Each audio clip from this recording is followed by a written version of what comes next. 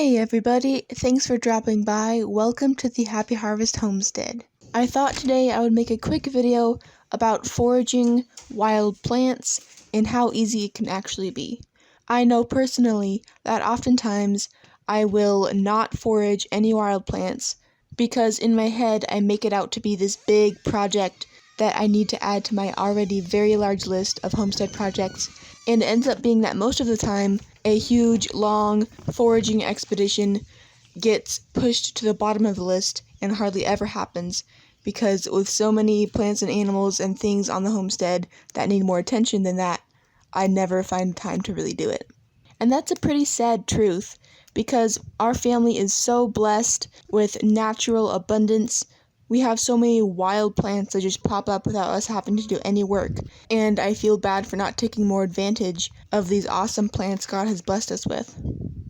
So today I'm reminding myself and anyone else who feels similarly to me that harvesting wild plants doesn't have to be a huge, long project like sometimes we think it should be. While it is very nice sometimes to take a few hours and go out with a huge basket and multiple people and comb the fields and forests for everything you can possibly find, and then come in and make salves and dry stuff and make tinctures and do a huge project day of harvesting and preserving wild edibles and medicinals, most of the time that doesn't actually happen. Or if it does, it's very rarely, and personally much less frequently than I would like. So I'm trying to get into the habit of foraging little bits more often rather than saving up the foraging for long, awesome days. Like today, for example, I had like 30 minutes, I wasn't doing anything, so I grabbed a basket and just walked out. I'm picking a few dandelions, a few red clovers, some chamomile. The chamomile isn't technically a wild plant because we planted a few years ago, but it's reseeded itself and come back every year on its own, so it kind of has become a wild plant for us on our homestead. I'm not picking all the red clover, I'm not picking all the dandelions, I'm not picking all the chamomile, I'm leaving most of them unpicked, just walking through a few areas, picking a few of the flowers I see, because right now I don't have a whole bunch of time or energy to do a full day of picking.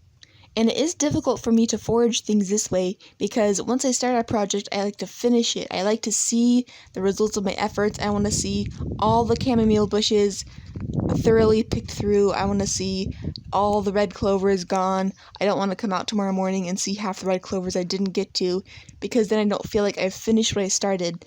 But I keep reminding myself that it's much better to pick half of the red clover and get some than wait till I can pick all of it and not do it as often or at all. Easily and strategically preserving the things I just picked is also something I'm teaching myself to do.